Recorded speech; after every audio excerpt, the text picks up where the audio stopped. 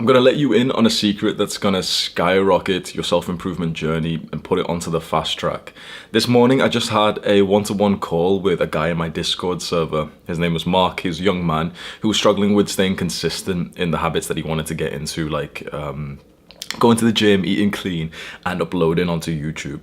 So he told me this story that you're probably gonna be able to relate with, which was that he would start the good habit or even try to stop the bad habit and make some progress for maybe a couple of days. Yet maybe a week goes by and he's just snapped back to his normal state where he's like, skipping the good habits or doing the bad habits. He slowly builds it back up again. He builds some momentum. He, goes to the gym again. He starts uploading back to his YouTube channel, does the things he wants to do, and then boom, he's back to not doing them again. How many times have you experienced something like that in your life? For me, it was binge eating. So binge eating, this was my problem. It's kind of like a mental disorder, even though people don't realize it's a mental health issue. It's actually mental health, not a physical issue. Binge eating is a mental health issue where you, because of anxiety, you eat more than you really need to. You eat like till you literally feel fucking sick. Imagine literally just eating. Literally imagine feeling full and still having this sense of like this like scarcity mindset with like, oh shit, like I should eat that thing over there, like the back of the cupboard snacks, like the cookies over there. I should eat the rest of this burger. It's like you have to complete the meal and you're so fucking full and you're so sick of it, and people don't really realize it's a mental health issue. That was a huge problem of my life, honestly, like a huge problem. It caused me so much pain being a binge eater. And when I wanted to be consistent, away from this and to consistently eat clean, what do you think happened? I'd eat clean for maybe 1 day or 2 days and then snap back to binge eating. Maybe, okay, I'm gonna take it seriously this time. I'm really gonna take it seriously. This time I'm definitely gonna do 3 days and then back to binge eating. Okay, come on. I'm tired of fucking ruining my physique. The one thing I've got going for me is my physique, like the progress I've been making in the gym. That's the one thing that I've literally got which makes me feel happy. I can't lose that progress again. I'm not going to binge eat anymore. Back to binge eating. A lot of guys experience something like this. Like what have you experienced this with? Maybe with fapping, like, you wanted to be on no fap, but then you just go back to it. Maybe with drugs, you wanted to quit weed or to quit drinking, but then you just go back to it. It always feels like the new endeavor that we're doing here in our self-improvement journey is kind of a little bit unnatural, doesn't it? It always feels like what we're trying to do here on self-improvements is like us swimming upstream. It's going against something, does it not? It feels like, if you've played video games, you'll understand this. It feels like being a Jeffrey is like our basic attack. You remember in video games, like your basic attack is like the thing that, you're the basic attack. It's like the thing that you can do when you don't have any like mana or special powers or like there's a basic attack, there's like a special attack, and you've got to save up for the special attack. It feels like the good habit is a special attack. But once we've run out of mana, it feels like our basic attack just kicks in and we're just being Jeffreys again, doesn't it? It feels like we're swimming upstream when we're trying to do the good habits and that we're just back to normal when we're doing the bad ones. How do we change that? Because this is the thing. There's 2 ways you can try and improve, and you've probably done this like the wrong way, and I did it the wrong way for a while. You can change everything about you in the real world. So you start dieting, you get onto NoFap, you stop fapping, you start journaling, you do all these things, right? And it just resets. You lose the consistency. Where does it reset to, and why does it keep resetting? You do all these good habits and it keeps resetting. Why? Have you ever taken like a moment to just ask yourself, why is your baseline here? Why is this your basic attack? Why does it always reset here? How could we increase this? Not the real world stuff. We can go and meditate. We can go and say that we're doing No Nut November. Oh yeah, it's definitely gonna work this year, guys. And it just keeps resetting because this is our baseline. This is the thing that we need to focus on. What is this? This is your identity. This is how you see yourself. This is the beliefs that you have about yourself. I promise you that this may be some of the most important things that I ever say to you with the 700 videos that I've recorded.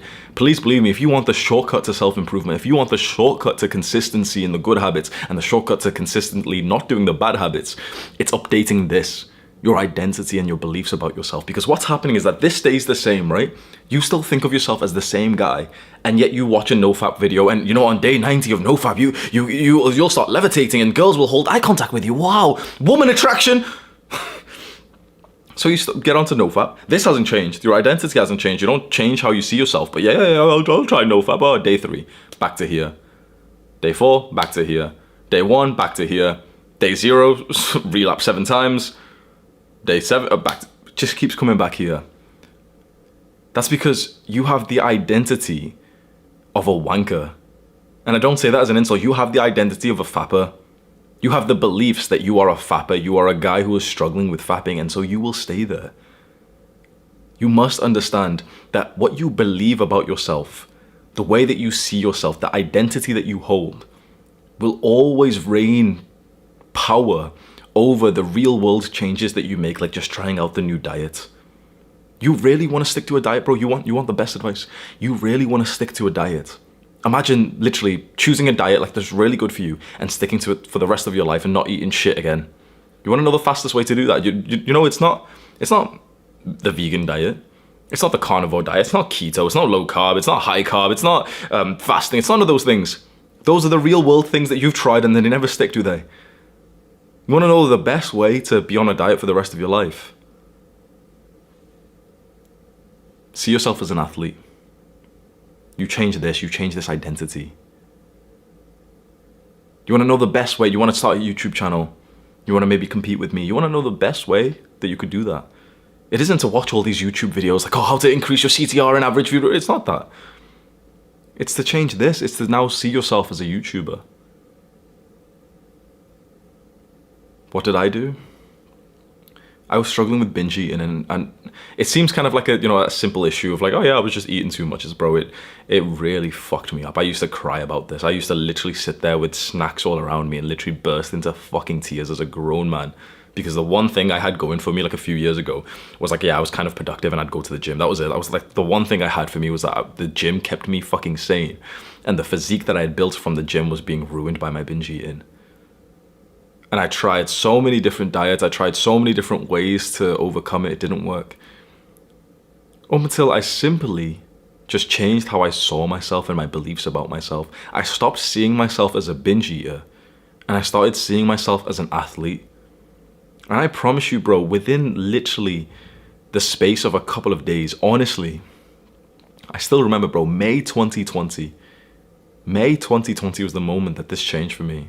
All of my life before that, so I was like, 23 years old, I had suffered from binge eating, just eating until I was fucking sick. And I'm talking shitty junk food, bro. And I hated my life because of that. I was never like fat. But for a guy who was kind of like an athlete and, who was like going to the gym all the time, to not be like lean and, like looking good, it did fuck me up, bro. But just overnight, I just changed how I saw myself. And I saw myself as not only an athlete, but an intelligent athlete who was really clued up in nutritional data, like research. I literally remember the moment where I went from being a guy who just smoked weed all day and just ate junk food and maybe went to the gym like twice because, my mental health was really bad, to suddenly working out every single day, 7 times a week. And maybe that's not good because of overtraining, but come on, it's certainly better than fucking hating your life because you're not, building the physique anymore. 7 times a week, hard workouts, a new style of training. Like I started going on to like runs outdoors, even in the cold, even in the rain, even in the snow, even in literally like little floods, bro. Like the park that I used to train at in COVID, the lockdown, literally flooded one time, and I was still training on this gymnastic rings. Like I'd attach like this kit, gymnastic rings, to a tree branch, and I'd literally just train there like a fucking animal, 7 days a week. I'd come back home and literally all I'd eat was vegetables and meat and like some oats.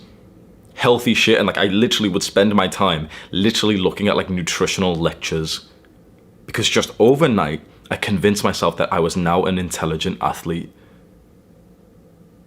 What is it that you're missing out on right now? Or you've tried all of these things. You've tried getting onto NoFap. You've tried all the advice I've said. You've tried getting onto like meditation and journaling and exercising and dieting. You've tried all those things, but you keep snapping back to this. What is this? What is your identity right now? How do you see yourself? Because I promise you, bro, I honestly promise you, unless you are extremely lucky with a fantastic masculine father, chances are your identity is not going to serve you. Because your identity, the beliefs that you have about yourself, please trust me with this. This should make you kind of like take this shit seriously. Your identity and the beliefs that you have about yourself, perhaps the most important things, like what determine your life, They were not created by you. You did not create your own identity. You did not create the own beliefs in your mind about yourself. The identity that you have and the beliefs in your mind that you have about yourself were not created by you. They were created by the rest of society, by the script, the program, the matrix, whatever you want to call it. And we don't need to get like full Andrew Tate and, like conspiracy theories. But the thing is, that's what conditioned you. The education system, media, movies, video games, anime, your parents, your single mother, your distant, abandoned father, the female teachers in school that were all overweight and just horrible. They chose your identity for you. Let's say you want to consistently get better with girls. Something that most young men struggle with, don't they?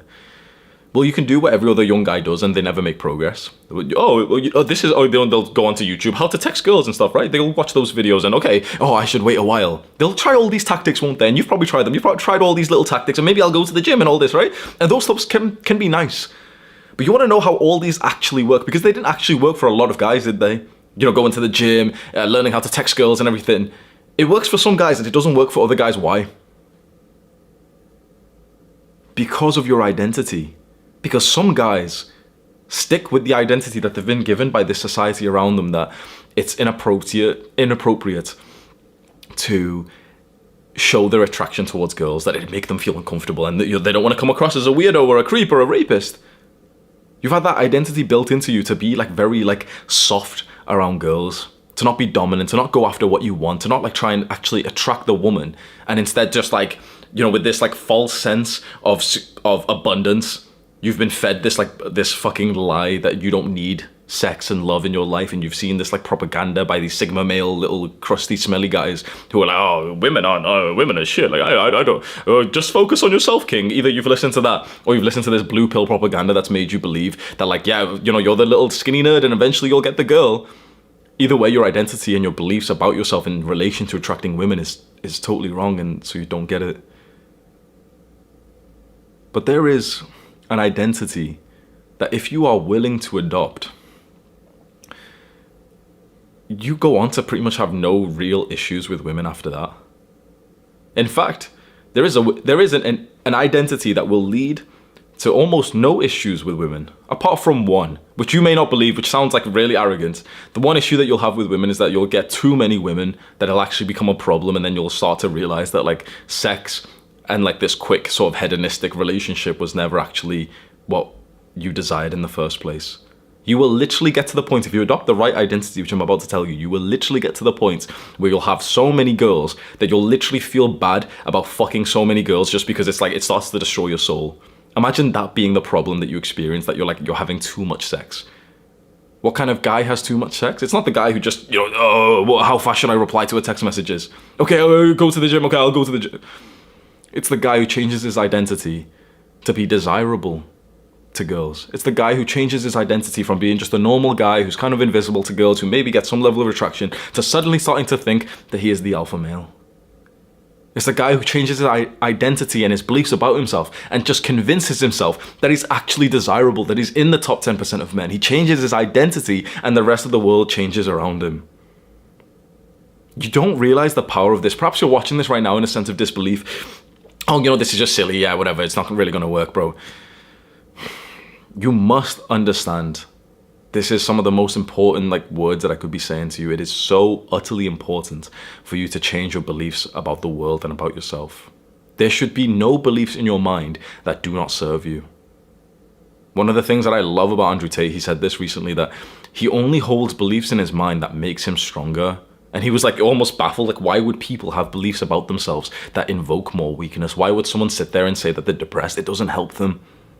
I'm not going to sit here and tell you depression isn't real. I think it is, and I've experienced it myself, and I know that other people have. I have slightly different views to Andrew Tate in that, although I do totally agree with his idea, essentially just pretend it's not real, because then it's not holding you back.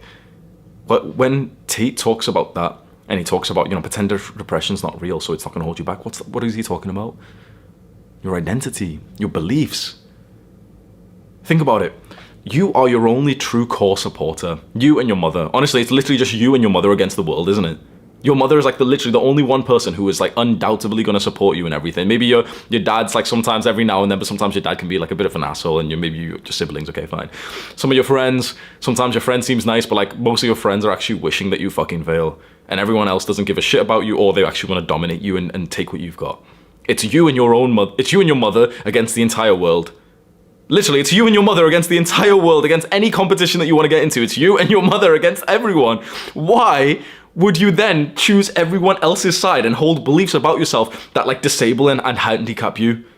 If it's just you and your mom against the entire world and no one else fucking believes in you, why would you not believe in yourself? Like that's...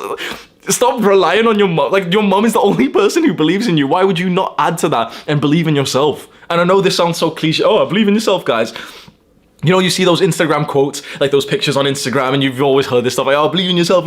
You don't realize it. Maybe you reach a certain level of a consciousness or maturity or something, but there is a point when you realize that little cliche cringe phrase of believe in yourself is some of the most important advice you could ever hear, like ever. Believe in yourself. Because if you don't, only your mum will, and the rest of the world doesn't even either believe in you, or they want you to fail, or they don't even know you. And the power of belief is so fucking huge that if I told you about the real studies that have been conducted on literally just the power of belief, on the placebo effect, you would not even believe it. You would not even believe how powerful the power of belief actually is. You would literally think, nope, he's got to be lying, he's got to be exaggerating. The power of belief literally goes above real scientific data. It literally goes above the real world. With just the placebo effect, you know that, right? It's the power of belief, right? With just the placebo effect, we can cure your sickness. Think about it. You could be sick, and a doctor gives you some treatment and says this will help, and it helps. And the treatment was just a sugar pill. It was like a fake pill. It was literally just your belief that literally caused a sickness to go away. There's a groundbreaking study recently on the power of belief that showed that if you give participants 2 milkshakes, one is like this indulgent, really high calorie, high fat, high sugar, and another one is like this low calorie, like, you know, healthy one. If you give them both milkshakes and they drink them and you investigate, like, you know, what happens into their body, what happens to their hormones, their insulin and everything. They have the healthy one, which has got high protein, and you see the activation of like muscle protein synthesis in their body. Their body's making muscle because they've drank a protein shake. They drink the high sugar, indulgence, high calorie shake, and you see that they've put on more fat and their insulin has spiked. You know, in this study of these 2 milkshakes, the researcher gave participants the same milkshake. The researcher gave participants 2 milkshakes and told them that they were different. This one's high protein, this one's healthy, this one's high calories, and this one's unhealthy. And when the participant drank the milkshake, that's exactly what happened in their body. The low calorie one affected their body in that way. The high calorie, high sugar one affected their body in that way. And it was the same milkshake. Your body will literally process nutrition differently based on your beliefs. That is inconceivable to us. Seeing that data, seeing these studies, then there's more and more about them, will literally make your jaw drop and make you think like that's literally impossible. That is physically impossible that someone could ingest energy, calories, and it does not affect them in the way that it should just because they believe it differently. That's supposed to be physically impossible, and yet that's what happens with the power of belief. If your body, through the power of belief, can literally negate calories and insulin and everything. If your body can literally change the nutrition of something that you eat through just the power of belief, are you telling me that with the power of belief you wouldn't be able to just be a little bit more productive? That you wouldn't be able to just eat cleaner if you just convince yourself, yep, I'm an athlete, I don't eat that shit anymore, I'm an athlete now. Yep, I'm productive, I don't procrastinate anymore, procrastinating's for Jeffries, I'm not a Jeffrey, I'm Adonis. You don't realize how powerful the power of belief actually is. There was another study. Hotel staff, you know, like those hotel cleaners, it's usually like some middle-aged woman who's got like a big trolley with like all the towels and stuff, and you know, when you walk past the trolley, if she's not there, you quickly like pinch some of the soap and stuff. You know, like, okay, so they go to every room, right? So these cleaners who clean hotel rooms, they get a lot more exercise than you realize, right? Because they're literally pushing this trolley all day, going into rooms, changing the bed sheets, changing everything, scrubbing the toilets and stuff, moving the big trolley next, you know, doing that for literally, imagine 8 hours of doing that. They probably burn like 500 calories a day, 1,000 calories a day, right? There's been a study that all they did was take 2 groups of these hotel cleaning staff. One group, they changed nothing and also evaluated and analyzed, just making sure they changed nothing else. And also the next group, they simply just told them how many calories they were burning per day on average. That was the only thing that they changed different. They were also very meticulous to make sure that everything else was kept the same with these women in their normal lives. Two groups of hotel cleaners. Nothing changes for one. That's the control study, the control group. And all they get for the second one is literally just, oh, by the way, you're probably burning like 700 calories a day. That's all they got told. Nothing else changed. They literally evaluated the diet, everything else was kept the same. These women burnt more fat. These women literally burnt more fat just from being told that they were burning more calories, just from the power of belief, because they didn't actually know how much calories like they were burning through their workday, because they didn't really see it as exercise. These women didn't. Nothing. Their body weight didn't change at all. With literally just the power of belief, you can change how many calories and how much fat your body burns. I want to drill this into you that you don't realize how important your identity and your power and your beliefs are. Now, these are just some studies, and you can go and look these up and stuff, but if you can somewhat believe them, shouldn't you really take this more seriously? Shouldn't you really start to just sit there and just ask yourself, what do I believe about myself? What beliefs do I have about myself? And I did this recently, and one was fucking sad, bro. I've always had a not fear, but just understanding that every girl that I'm with could potentially leave at any moment and could potentially cheat on me at any day. I've always kind of known this red pill kind of thing of you get with the girl, she might cheat or something. And I always thought that either that was normal, or the people who didn't hold the same belief were just kind of like these sort of ignorant blue pill guys who didn't realize that the true nature of femininity, of female nature and everything. Where did this belief come from that I could be cheated on at any moment, no matter how much a girl loves me? No matter what happens between our relationship, she could cheat at any moment. And I thought that was like a belief to hold for a while. Up until one time I just asked myself, where did that belief come from? And it came because I took my mother's side when she believed the same thing about my father. You don't realize how deeply rooted your beliefs and your identity really is. Because most of our identity and our beliefs are formed in our early years, which you probably don't even remember that much. But a simple comment from a teacher who said to you one time, oh, you're so messy. Imagine if you got told that when you were 4 years old, bro, it might literally affect you for the rest of your life. Likewise, if a teacher or a parent, when you were really young, said, oh, wow, you're so sporty, you're so athletic, yes, you're so strong and disciplined. That would probably form a bit of your identity. The thing is, we can't go back in time now and wish that we had the perfect childhood years from our parents and teachers, and really wish that they knew this psychological facts and drilled in positive identities and beliefs into us. We can't go back and do that, but what we can make sure is that we start to do that today. We start to train ourselves to only hold the beliefs in mind that actually serve us well.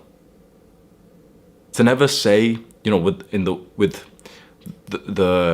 the words in our brain, the voice in our brain, to never allow that. If it does, sometimes it does it automatically. But to kind of shut it down a little bit, if you find yourself just ruminating on a topic which creates a negative belief about yourself. Oh, I'm always late, I'm always so late, I'm so unprofessional. No. Sometimes, and this is some weird practical advice if you want to take away, and I've never heard anyone say this before. The way to control your thoughts and the way to literally change your identity and your beliefs and these powerful things, I really want to explain this well, is to forcefully say words in your brain. That word is, the word I've chose there, the phrase is very, very important. I've done a lot of thinking about this. The phrase that must be held is forcefully say words in your brain, because this is how your brain works with its thoughts about consistency and sticking to habits or your identity. Your brain kind of just automatically thinks of stuff, doesn't it? So if, for example, I was just going to sit here, I'm doing some work, I'm checking my phone, whatever, I'm waiting for something, my brain would just be thinking of shit, right? I'd hear words in my brain telling me a story about oh yeah, whatever, I gotta do that thing later, I gotta do that other thing later. Oh, the injustice 10 years ago that someone said to me, yeah, that was really, your brain just ruminates on just random shit, just flies around, right? we can't really control it's like what happens to our brain automatically, but what we can do is fill our brain with manual forced thoughts which then start to take up space. So my brain's flying all over the place. I'm thinking about high school, I'm thinking about what to eat later, how much grams of protein I've ate today, how many views we're on right now, have I fallen off, what's Nico up to these. I'm just thinking about random shit.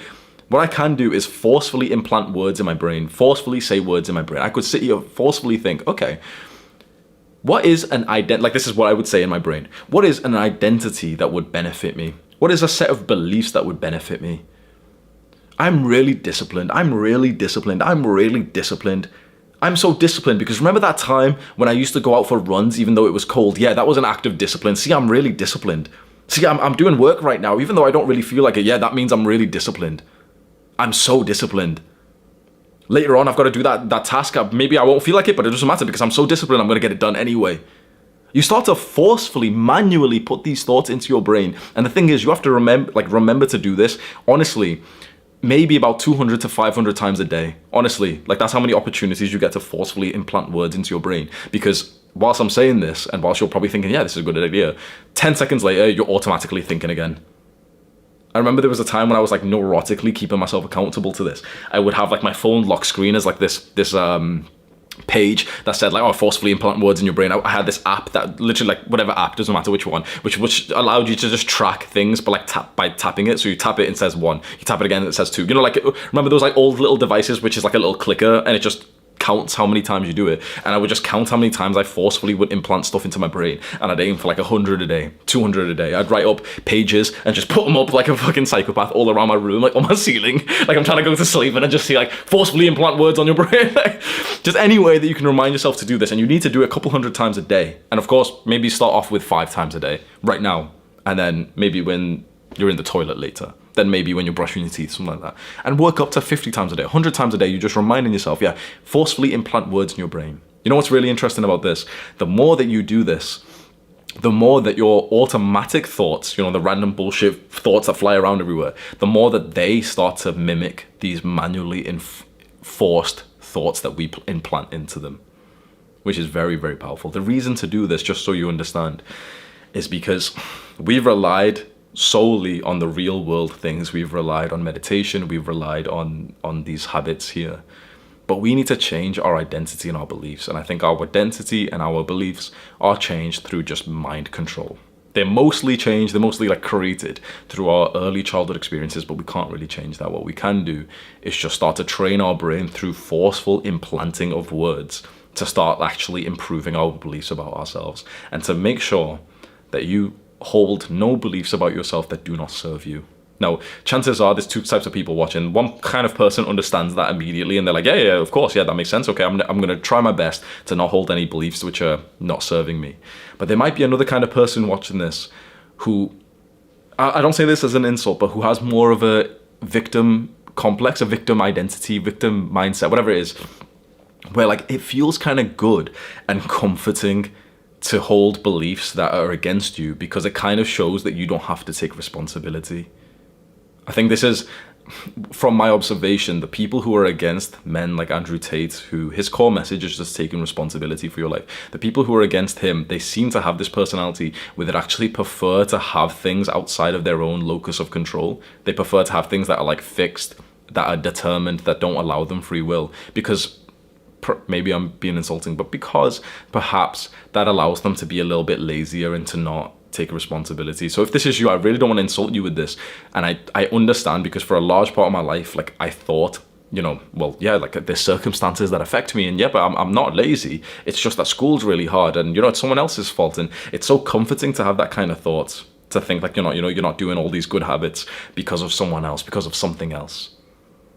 It's so comforting to have these beliefs and this identity about yourself that doesn't serve you, because if you just think to yourself like, oh, well, you know, it's out of my control, like, yeah, the times are really hard today, inflation's really bad, like it's just how it is. It gives you this sense of like, yep, that's just how it is, so let's just go and watch TV. When you change that and you change your identity and your beliefs to something like, oh yeah, the times are really hard, so I need to work harder to make sure I can provide and keep making more money, then my expenses are rising. That's better for you, and it's going to lead to more growth. But it's going to be uncomfortable right now. Make sure that your identity and the beliefs that you hold about yourself always serve you. And when you update those, when you start to improve your identity and your beliefs, you'll find that you have this new baseline, this new basic attack. You don't need to save up your mana for the special attack, the real world habits, because now your basic level, your base level, your baseline, your basic attack has just been improved. And all of that comes through this like deep psychological understanding of what you actually see about yourself. I hope that helps you. Click and watch this video right now. Do the hard work, especially when you don't feel like it. Mwah!